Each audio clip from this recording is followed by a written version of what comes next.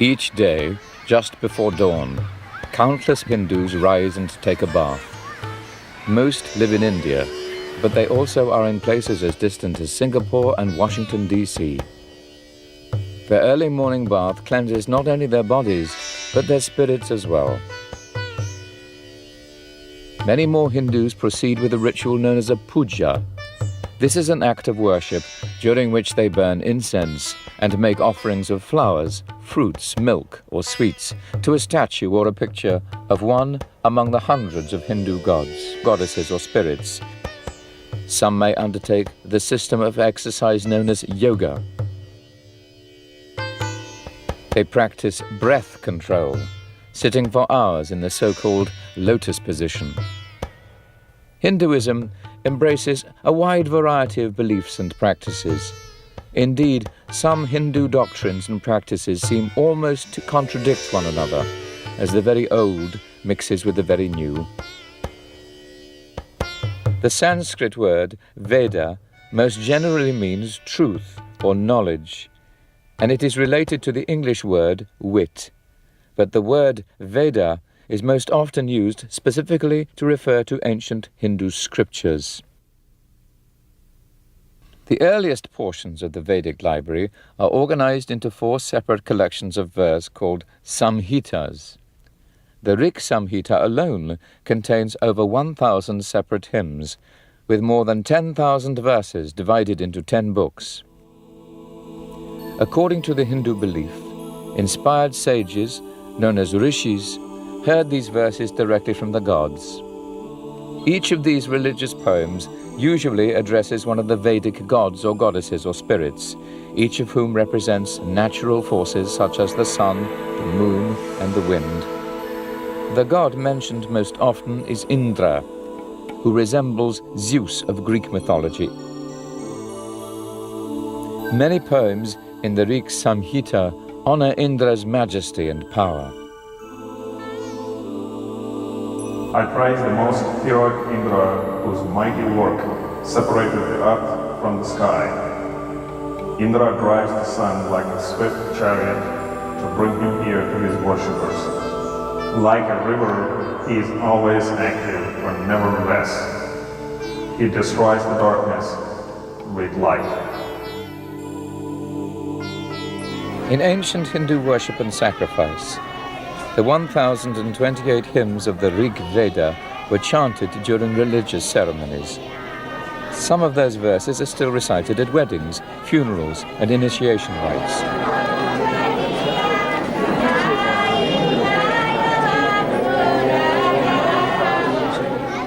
Just the act of reciting them is sacred, and their very sound is holy.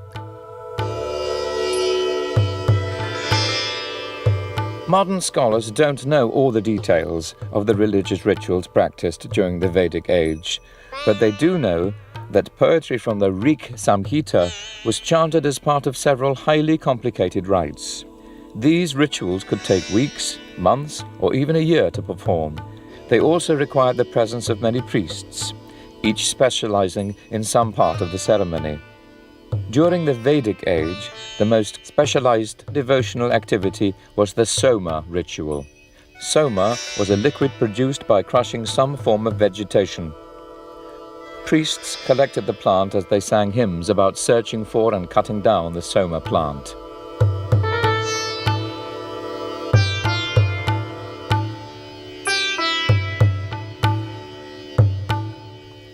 The Brahmanas, which were composed somewhere between the years 1000 and 800 BCE, adopt almost a shrill tone in defending both the importance of rituals and the practice of giving many gifts to the priests who perform them.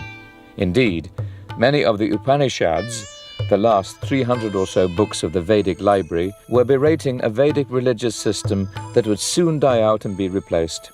In fact, the earliest Vedic texts never mention the belief and practices that a modern person usually associates with Hinduism. The Samhitas indicated that ancient Indians ate beef, but over the centuries the cow became a sacred animal, a symbol of the earth's fertility. Eating beef became a sin. The first Vedas described an afterlife. Later, the Upanishads introduced a different idea: reincarnation.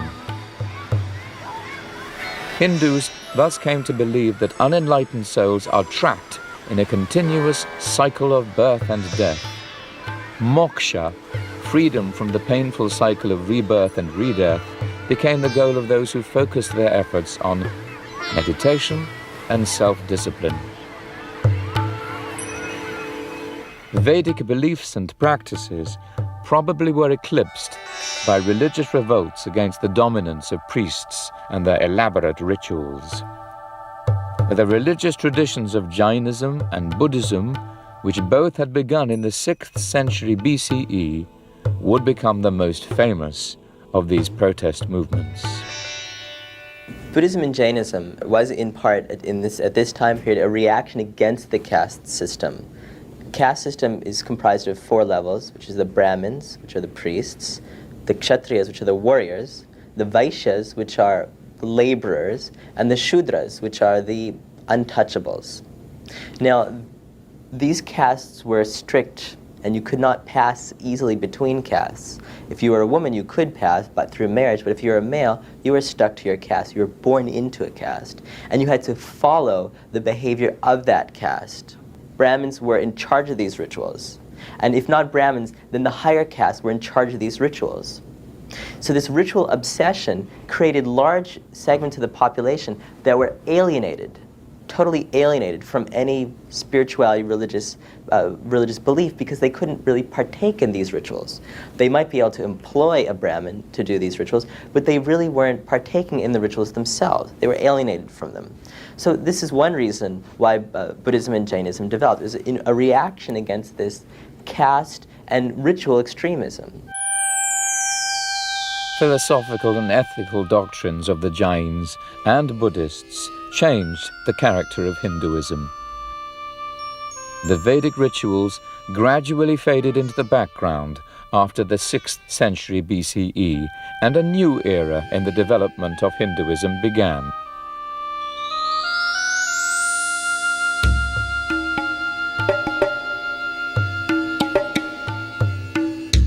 In 326 BCE, the troops of Alexander the Great crossed the Indus River in northwest India. For some time, it had been apparent that an attack was coming, and the rulers of various Indian territories already had banded together. This created what would become known as the Mauryan Empire. As it turned out, Alexander's soldiers refused to go any farther than the Indus River. But Indian politics already had changed. In about 250 BCE, Ashoka became emperor of the Mauryan dynasty. He expanded the empire through fierce wars of conquest, during which hundreds of thousands died. Ashoka sickened of the bloodshed and turned to the Buddhist faiths for consolation. He dramatically influenced Indian religious life by offering patronage to Buddhists. Royal support for Buddhism and Jainism continued for about 1,000 years, and this partly accounts for the absence of distinctly Hindu religious monuments before the 9th century CE. Though little evidence of Hindu religious buildings has survived, libraries show that Hinduism was indeed responding to the challenges posed by Buddhists and Jains, though in an intellectual rather than a physical way. Hinduism's response took one of two forms. First, Hindus restructured their philosophical and theological systems. They elaborated upon or argued against ideas developed by Buddhists and Jains. For example, Hindus accepted the belief of rebirth and redeath. They took up other concepts, such as karma, which adds up the negative and positive influences generated by good and bad deeds. Hindus also embrace the idea that karma can have an impact that carries on through several incarnations. But they rejected the notion that the Buddha had learned the way to salvation. A second type of Hindu response emphasized the worship of personal divinities. The gods who became the focus of this devotion were not the same as those found in the Vedic texts. Vishnu, Shiva, Krishna and Rama now came to prominence, while Indra and the rest declined. The Upanishads had contained some early indications of the Hindu philosophical response to Buddhism and Jainism. For example, the Taittiriya Upanishad begins with several statements that almost directly quote from Buddhist treatises. Yet as it proceeds, the Taittiriya Upanishad concludes that there is a real self, something which the Buddhists deny. Hindu philosophers and theologians began to systemize ideas that had not been fully worked out in the Upanishads. In the late 8th and early 9th century CE, a talented philosopher named Shankara would become the most celebrated exponent of the position which eventually became known as Advaita Vedanta. Advaita literally means not two. Advaita Vedanta therefore claims that the ultimate Brahman and the individual self or Atman are one and the same. Shankara said that the gods are lower forms of the one Brahman. He said people do not harm themselves by worshipping a personal god. Shankara himself was a devotee of the god Shiva. But Shankara believed that eventually each person must go beyond dependence on individual deities. He said that each of us will realize that all distinct gods are imperfect reflections of what he called the Brahman without qualities. Shankaracharya's Advaita Vedanta, sure enough, is a very strong position in India. Question is why is it such a strong position? German romanticists in the 19th century, and most notably Schopenhauer, took a great interest in Advaita Vedanta. Why? Because it was non-dual. And this was most dissimilar to the traditions that these German romanticists saw pervading Europe in this time period. So rather than looking at things that were like their own traditions, to say other dualist positions, they really looked towards non-dualism. Although this position is certainly interesting and certainly is one that many Hindus today follow, and certainly one that most people equate with Hinduism, not all Hindus believe this position. And there are dual positions, dualist positions, Dvaita positions, where the Atman and the Brahman are regarded as separate, as distinct, as two.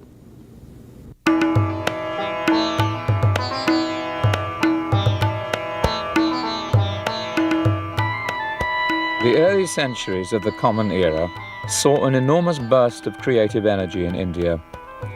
There were plays, poetry, stories, and many other forms of literature that expressed this new creativity within Hindu civilization.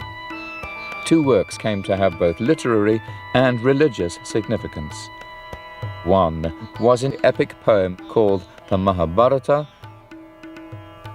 A rough translation of the title Mahabharata might be the great book of the Bharatas.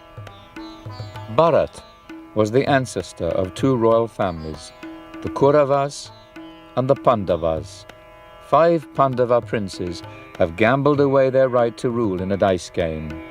The Kauravas won the kingdom, which was to be returned to the Pandavas after a span of 13 years.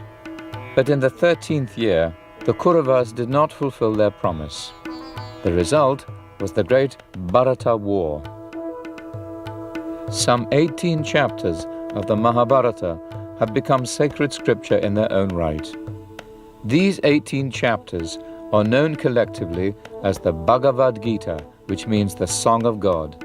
The Gita is a dialogue between a Pandava prince, Arjuna, and his chariot driver, who is the Hindu god Krishna in human form. Krishna instructs Arjuna about the nature of reality. At one point, Arjuna looks across the battlefield towards the Kaurava army. In the opposing ranks, he sees his cousins, an old teacher, and other friends.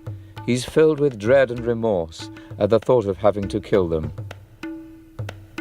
Throughout the Gita, Krishna listens patiently as Arjuna frets about the potential consequences of such murderous actions. Krishna refutes each of Arjuna's objections, and he reveals that he is truly God. The warrior Arjuna soon learns that Krishna decrees the course of every event, and Krishna tells Arjuna that his divinely established duty is to fight. We must not forget that Arjuna is a warrior. He's born as a warrior. And Krishna is merely suggesting to him that he should follow his swadharma, his nature, his self-nature, which is as a kshatriya, as a warrior, to fight, regardless of his relationship with his opponents. So, for that matter, for Arjuna to do otherwise, for example, to follow the swadharma, the nature of a Brahmin, another caste, a priest caste, he would be doing the worst thing possible.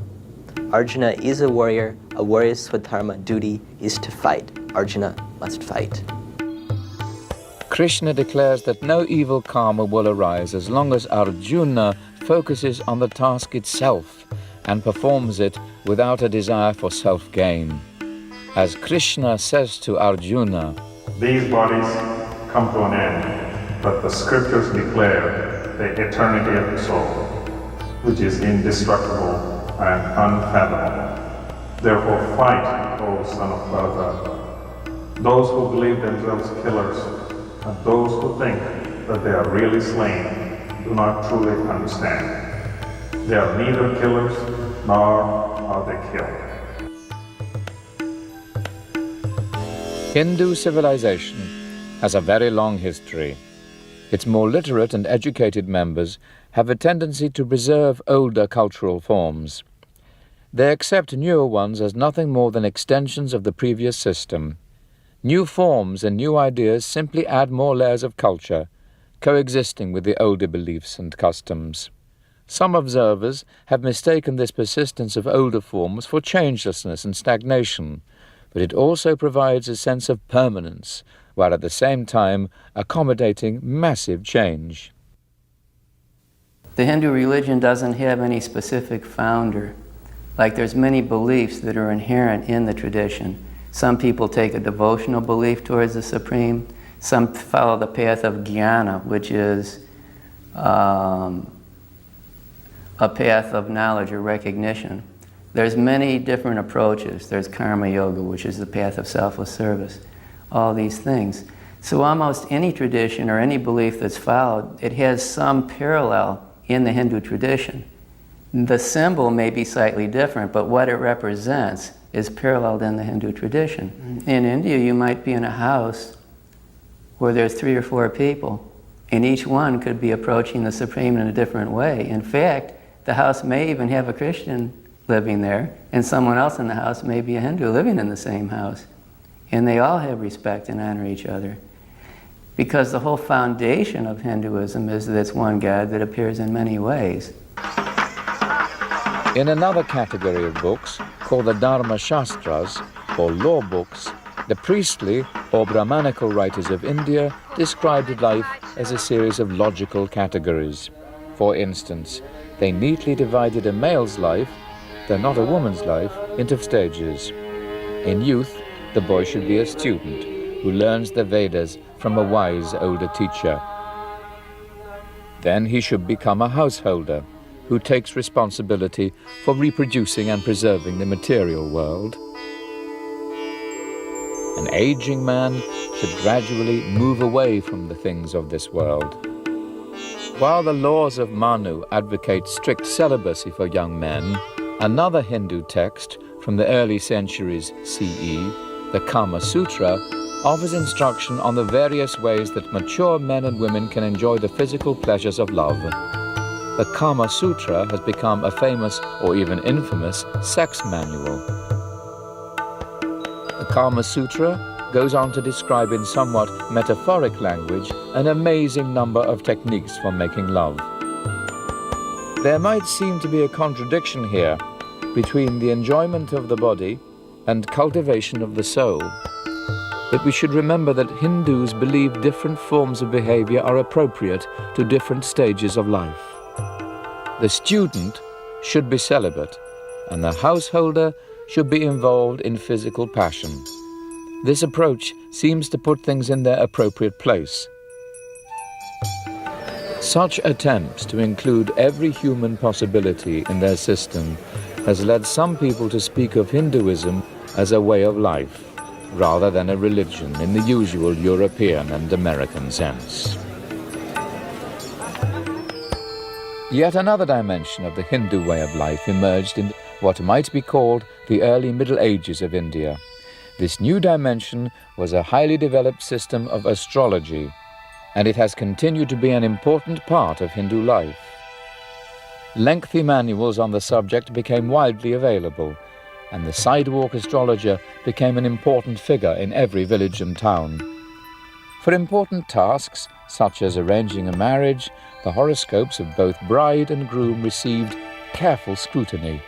Horoscopes were also consulted to choose the most auspicious day for the wedding.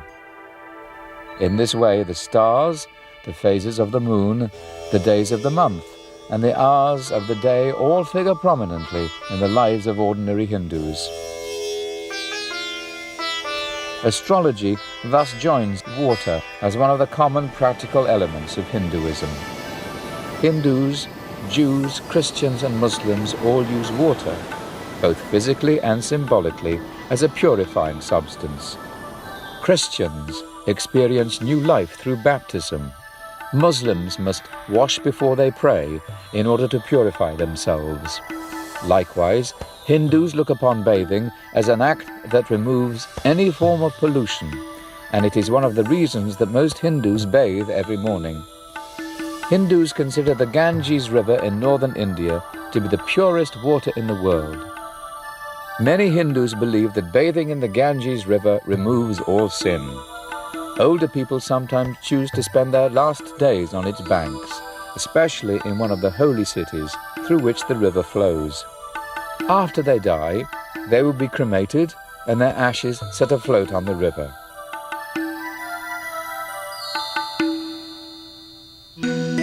During the 4th and 5th centuries CE, Hinduism re-emerged as the dominant religion of India after overcoming the challenges by Buddhism and Jainism.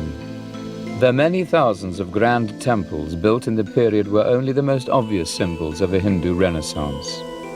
Ellora, located in central India near the city of Aurangabad, features a number of caves which have been extended and decorated by generations of stone carvers.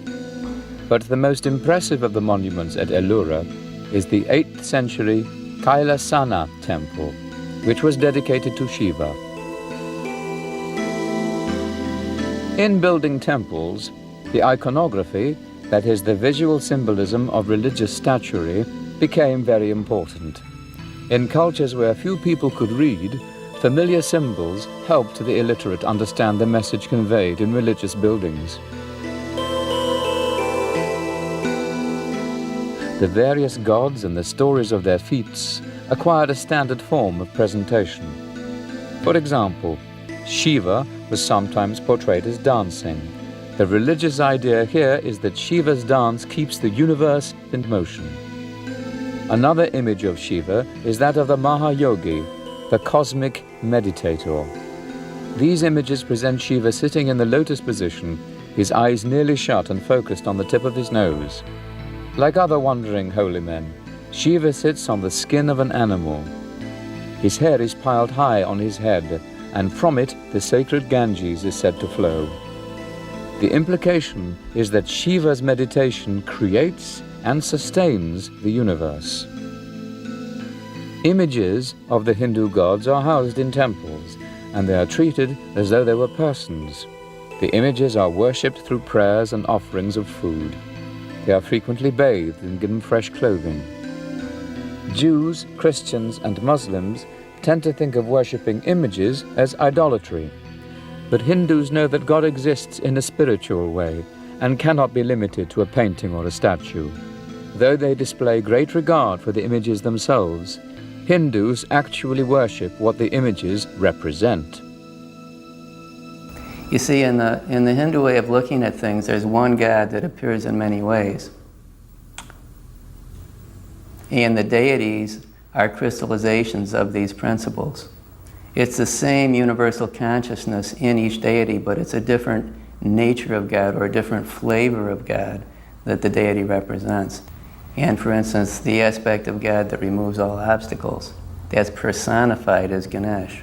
But underneath is the same omnipotent consciousness.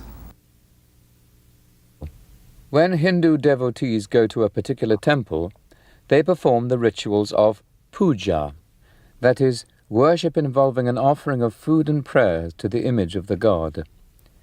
The deity is believed to absorb the essence of the food or cloth offered to it.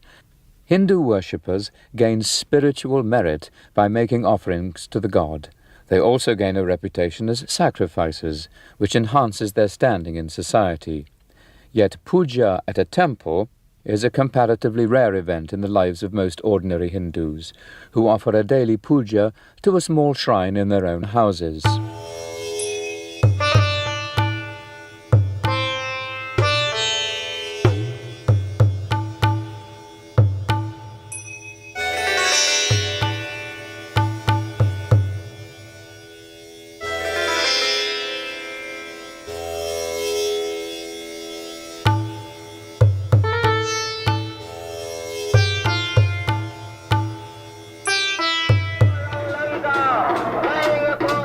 Hinduism does not have a specific Lord's Day or Sabbath as Jews and Christians do, though Hindus do have frequent festivals to celebrate one or another god. One of the most famous of these festivals is the Ram Lila, or the drama of Ram, which is especially popular in North India. The Ramayana is nearly as popular and influential as the Mahabharata and its sacred chapters, the Bhagavad Gita. In the Ramayana, the god Rama takes on the human form of a prince.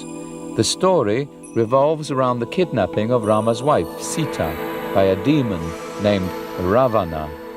Rama and his brother Lakshmana search for Sita and her captor, and this leads to many adventures. Rama forms an alliance with Hanuman, and finally he and Lakshmana confront the demon on the island of Sri Lanka. Using Rama's divine power and the thousands of monkeys in Hanuman's army, the heroes kill the demon.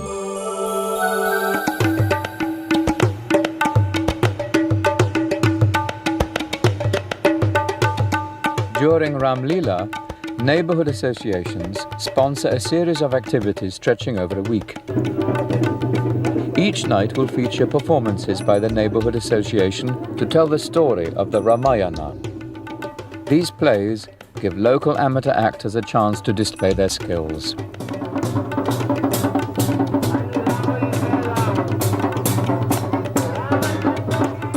The neighborhood association will also build a huge papier-mâché image of the demon Ravana.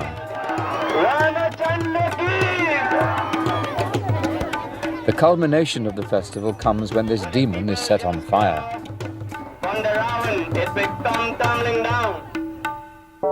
In the 11th century of the Common Era, a number of external and internal forces in India worked to shape Hinduism into its modern form. The first and most significant outside force was the arrival of the Muslims. Muslims from Central Asia and Afghanistan would have the greatest impact on Indian life. The Sultan Mahmud, the 10th and 11th century ruler of Ghazna in what is now called Afghanistan, ordered the first major Muslim invasions through the Khyber Pass.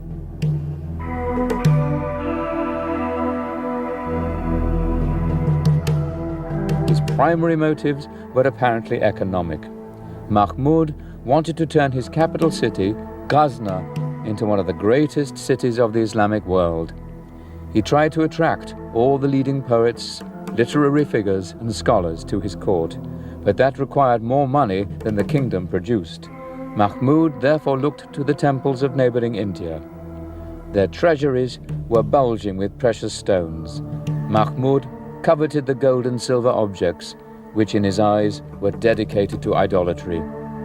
This provided an excellent chance to combine sheer greed with religious zeal, and Muslim armies began to enter India on a regular basis. Mahmud of Ghazna was the first in a long line of Muslim conquerors and immigrants who came to India from Central Asia, Iran, and Afghanistan. All of these came to make their fortunes in India. Islam became important in India, and it influenced Hinduism in two ways. First, Islam's mysticism sometimes blended with Indian mysticism, and its monotheism sharpened Hinduism's monotheistic tendencies. Second, most Hindus rejected Islam, and through their negative reaction, they strengthened their own Hindu religious beliefs.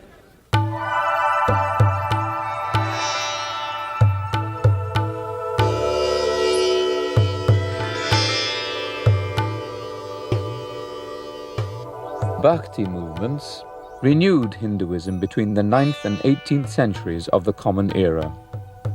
Devotees were not interested in the dry philosophical doctrines of the Advaitins, who were discussing the ultimate and single reality of being. Bhakti devotees instead concentrated on the ecstatic love of God. They fully embraced the notions of sacrifice, surrender, and devotion, all of which the word bhakti implies. The bhakti movements were also highly personal.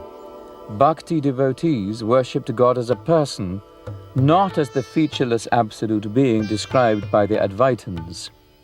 Believers imitated the poet saints, who were central to bhakti. Stories from the lives of those ecstatic poets were well known. One of the most highly developed devotional movements was focused on a human known as Krishna. Krishna technically was believed to be an incarnation of Vishnu, but Krishna's followers identified him as being truly God. Vishnu was simply another name for him. Krishna's place in Hinduism was like that of Jesus in Christianity. Each was believed by his respective followers to be God incarnate, that is, God in the flesh. A number of the poet saints were women, and the bhakti movements often gave women a central and honored place. Krishna's consort Radha became the role model both for male and female believers. Radha's selfless devotion to Krishna became the model to follow for all Krishna's devotees. Throughout the 19th century, Hinduism gradually had become aware of itself in a new way. Now Hindus began to define themselves more sharply in contrast to other religions, such as Islam and Christianity.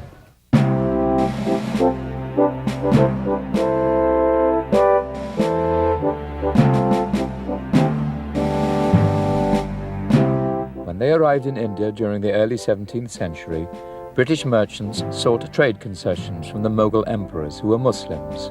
After some time, they realized that most people were not Muslims. Only in the early 19th century did the term Hinduism come into wide use, and the Indians then picked up the usage from the British. A very confusing thing is that Hinduism is not an indigenous term at all. Hindus didn't refer to themselves as Hindus before British times. British used the term in part as a way of distinguishing between Hindus and Muslims. It also became a matter of census and voting, which is that if you called yourself a Hindu, then you gave yourself more power, since there was more people who could call themselves Hindu, against Muslims. So the term is not indigenous at all. Now, of course, it's taken a life of its own, and it is used by people in India to describe these religions in South Asia. Religions excluding Islam, Christianity, Buddhism, and Jainism are all called Hinduism. It's an umbrella term. Ram Mohan Roy was one of the major figures involved in the modern development of Hinduism. Roy said the decline in Hindu beliefs and social customs was caused by centuries of Muslim rule. In his mid-20s, Roy began to acquire land. He moved to Calcutta, the capital of British India. There he began lending money to the young Englishmen who worked there for the East India Company. Eventually, Roy received a job in the East India Company's revenue administration, and this gave him even greater access to the British. Ram Mohan Roy celebrated British rule, which brought, in his words, the cheering influence of equitable and indulgent treatment. Roy believed British rule would enable Hindus to return to the pure teachings of the ancient past. Another trend that began in the 19th century was the tie between Hinduism and Indian politics. Bal Gangadhar Tilak was a leader who quickly realized that appeals to religion could mobilize the Indian masses. Tilak was an implacable opponent of British rule. Though trained in the law, he refused to have anything to do with a career in the British-run courts. Instead, he became the editor of a newspaper called Kesari, which was published in the Marathi language of Tilak's home area. Tilak's views led to several arrests for inciting anti-British feeling and communal discord. The British imposed strict censorship on political speech in India. When Tilak died in 1920, he probably was the most popular leader of the Indian National Congress Party. Nevertheless, his anti-British rhetoric had long-lasting consequences. Mohandas K. Gandhi was born in the tiny native state of Porbandar in Gujarat, on India's west coast. His father was Prime Minister to the area's ruler. Gandhi's kin group, the Bedi Banyas, were Hindu merchants. Over the centuries, they had deeply imbibed the ethical principles of Jainism, particularly the teachings of ahimsa, or complete non-violence. Ahimsa really means total non-violence, that is, non-violence in thought, word, and deed. And so this philosophy of ahimsa is not really attainable by an individual, by any common person. But he perceived this as a student who goes to school, and he or she aspires to get an A+ grade. But not all students who go to school can get an A+ grade, but every one of them aspires to get it. So in the same sense, we may not totally become non-violent in our life ever, but we must constantly aspire to reach that level, to whatever stage we can. During World War I, Gandhi worked hard to support the British cause. He expected that cooperation would bring later political concessions from the British Empire. Instead, the British enacted a series of extremely repressive laws that limited the political rights of Indians. Gandhi now became a strong opponent of British rule. Where once he had worn fashionable London-made suits and bowler hats, he began wearing the white loincloth and simple shirt of a wandering holy man. Gandhi began addressing the Indian masses in the language of religion. He described his tactics as satyagraha, a high-flown Sanskrit term meaning holding to the truth. Truth meant considerably. It was of tremendous importance to grandfather in all his life. At one stage he used to say, God is truth. And then later in his life he realized that truth is God, and that what we are really trying to do is to achieve that ultimate truth, and that is realization of God, Godhood. He called his movement Satyagraha, which is a combination of two Sanskrit words, Satya meaning truth, and Agraha meaning pursuit of. And so he felt that all of us individuals are constantly pursuing truth, that we have to honestly pursue truth if we seek salvation.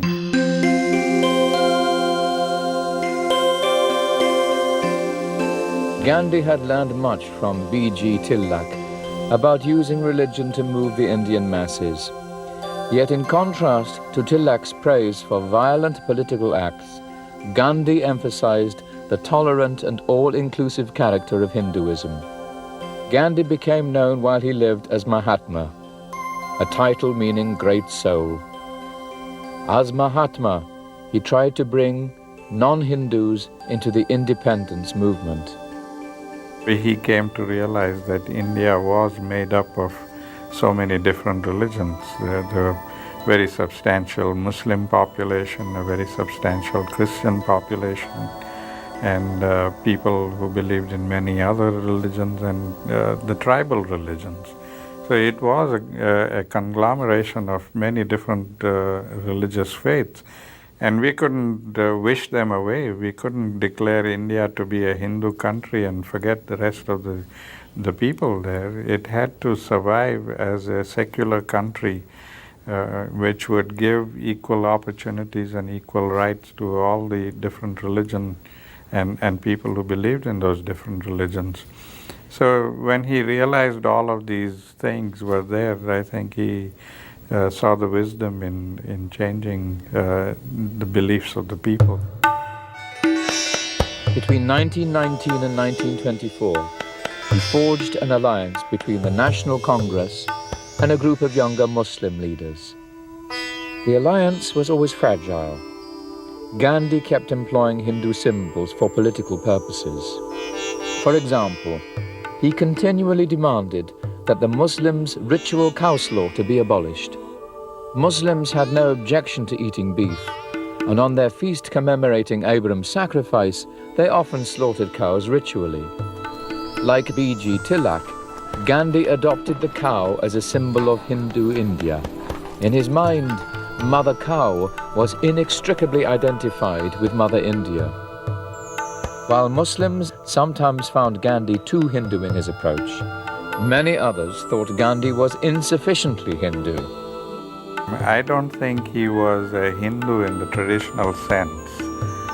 He didn't practice any of the rituals of Hinduism. He didn't believe in all those rituals.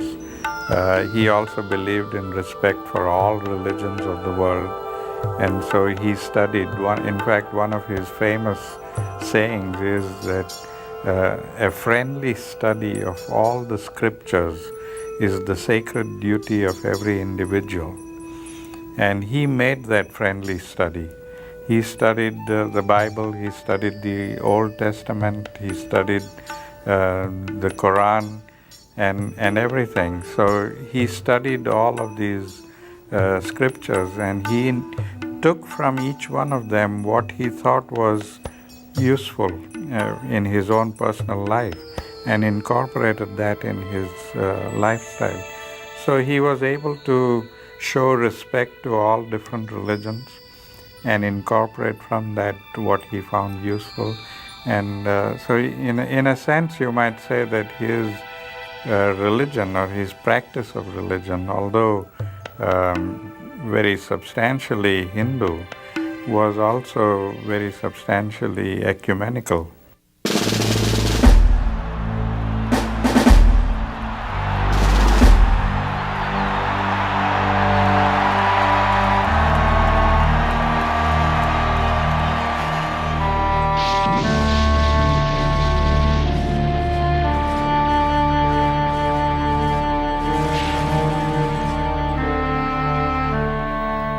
After World War II, British India was divided.